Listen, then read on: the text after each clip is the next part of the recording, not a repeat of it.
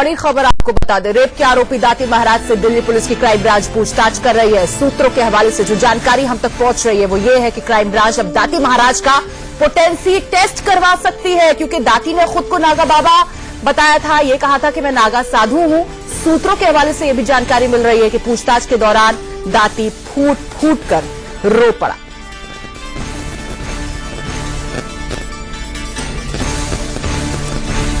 कुमार सोनू हमारे सहयोगी और ज्यादा अपडेट्स के साथ हमारे साथ जुड़ गए हैं। सोनू, साफ तौर पर मुश्किलें बढ़ती नजर आ रही हैं इनकी।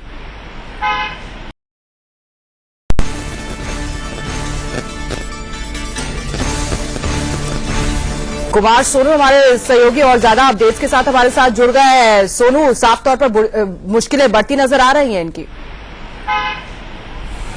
देखिए, मुश्किलें बढ़ेंगी और जैसे जैसे जांच का दायरा भी बढ़ेगा वैसे वैसे मुश्किलें भी बढ़नी है। मैं आपको बता दूं सबसे बड़ी बात कि पोटेंसी टेस्ट करवा सकती है, माना जा रहा है क्राइम ब्रांच। इसके साथ साथ जो क्राइम ब्रांच है वो दाती ने जिन पर आरोप लगाया था, सचिन जैन और नवीन गुप्ता, माना यह जा रहा है कि जल्द ही क्राइम ब्रांच उन्हें नोटिस जारी कर पूछताछ के लिए बुला सकती है, क्योंकि दाती का आरोप है कि 32 करोड़ जो है सचिन जैन ने और 5 करोड़ नवीन गुप्ता ने मांगे थे।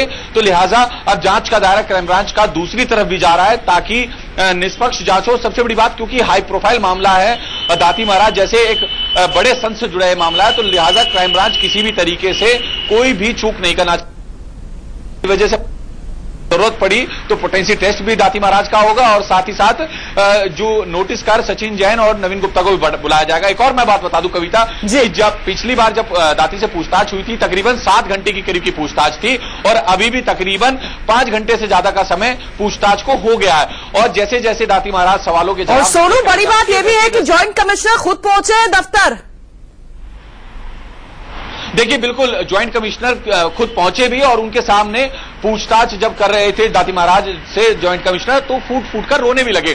लेकिन मैं आपको एक और बात बता रहा हूं जो बेहद अहम है हमारे दर्शकों के लिए, कि जैसे जैसे दाती महाराज क्राइम ब्रांच के सवालों का जवाब देते हैं या अपना पक्ष रखते हैं, तो उनको वेरीफाई करने के लिए दिल्ली पुलिस की क्राइम ब्रांच ने अपनी पहले से ही एक टीम राजस्थान के पाली में भेजी हुई है, जहां पर दाती महाराज का आश्रम है। तो उसको तुरंत वेरीफाई किया जाता है और एक एक पॉइंट बनाया जा रहा है ताकि किसी भी तरह की कोई चूक ना हो। और ज्वाइंट कमिश्नर का खुद पहुंचना दाती महाराज के केस में, क्योंकि 2 बार दाती महाराज पेश हुए हैं और पहली बार है ऐसा कि ज्वाइंट कमिश्नर रैंक का अधिकारी खुद जांच में पहुंचा और खुद उन्होंने सवाल पूछे, और जब सवाल पूछे तो दाती महाराज फूट फूट कर रो पड़ा। ये सबसे बड़ी बात है। जी बिल्कुल सोनू, और इससे यह साफ हो जाता है कि पुलिस इस मामले को कितनी संजीदगी के साथ ले रही है, कितनी गंभीरता से ले रही है। और जिस तरह से इंडिया न्यूज पर आकर खुद पीड़िता ने आप बीती सुनाई है, ऐसा लग रहा है कि कच्चा चिट्ठा एक बार खुल चुका है और उसके बाद अब मुश्किलें बढ़ती नजर आ रही है दाती महाराज की भी।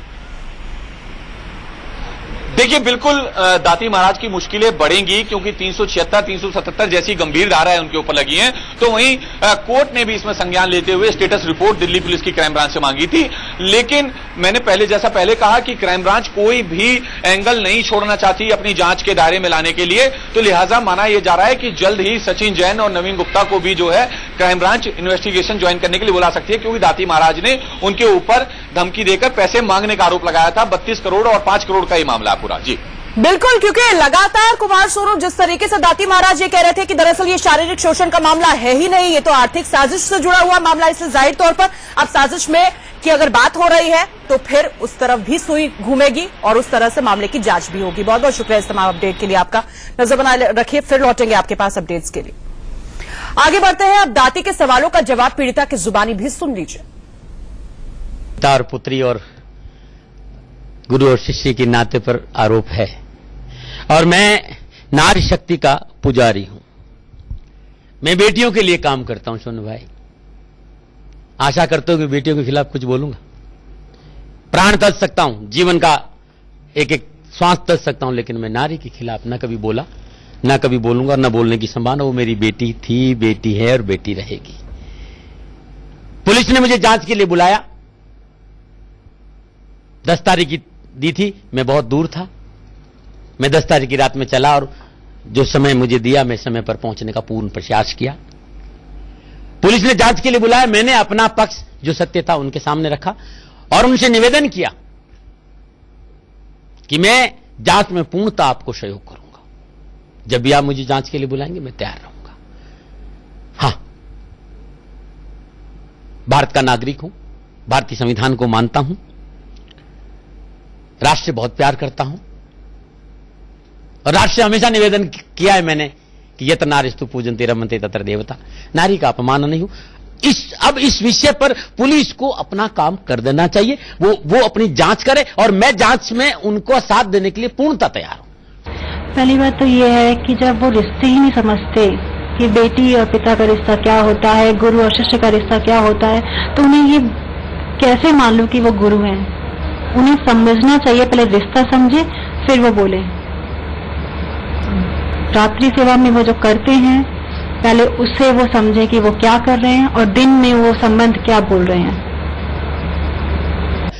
ऐसी ऐसी गलत बातें बोली है, आप पूछो मत। मैं फकीर हूं, मेरे लिए ये सब चीजें माने नहीं रखती है, लेकिन बेटियों का अपमान नहीं हो, चैनल मीडिया का विषय नहीं बन जाए, इसलिए मैं इस चीजों में बड़ा चुप रहा। लेकिन क्योंकि अब तो उसने सब कुछ ऐसा लांछन लगा दिया कि आज मेरी बेटियों का जीवन अधर्म है।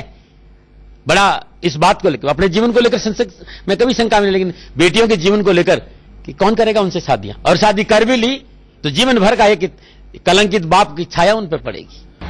मैं इतना ही कहना चाहूंगी कि मैं गई थी जैसे सारे गए हैं, सबको पता है, और धर्म की चीजें हैं, बच्चे हैं वहाँ पे, लड़कियां हैं वहाँ पे।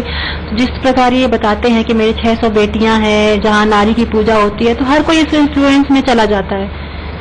मेरी तरफ इतनी अन्य लड़कियां हैं, वो भी गई थी, सारी गई हैं, लेकिन जब उनको अपने प्रभाव में, अपने ग्रिप में ले लेते हैं, फिर उनके साथ ऐसा करते हैं। कुछ लड़कियां मजबूर हैं, डरी हुई हैं, दहशत में है, वो नहीं बोल सकती हैं।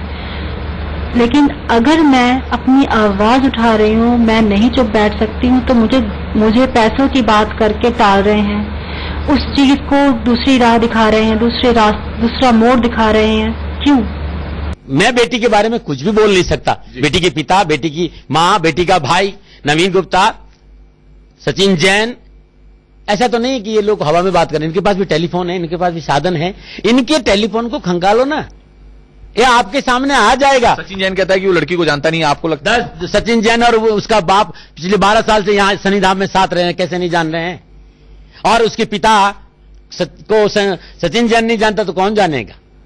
ऐसा कौन सा साल था जब ये साथ होली नहीं खेलते थे, ये साथ नवरात्रों में नहीं बैठते थे, ये साथ यहाँ शनिधाम, ये सभी लोग आपस में जानते हैं। और पैसा माई बाप है ऐसा सुना था, लेकिन पैसा माई बाप हो गया है, देख भी लिया। शिष्य है उनके, बहुत ही करीब शिष्य थे। मैं जब भी देखती थी कहीं पे भी, हम लोग वैसे राजस्थान में रहते थे, मैं राजस्थान में पढ़ाई करी, सब कुछ किया, लेकिन जब भी कोई इवेंट होता था तो सारा तो वही लोग उठाते थे, सारा खर्चा, हर चीज, देख रेख, मेंटेनेंस वही लोग करते थे। आज मुझे समझ नहीं आ रहा है कि आज उनको ही नाम उछाला जा रहा है, उनपे ही ब्लेम किया जा रहा है।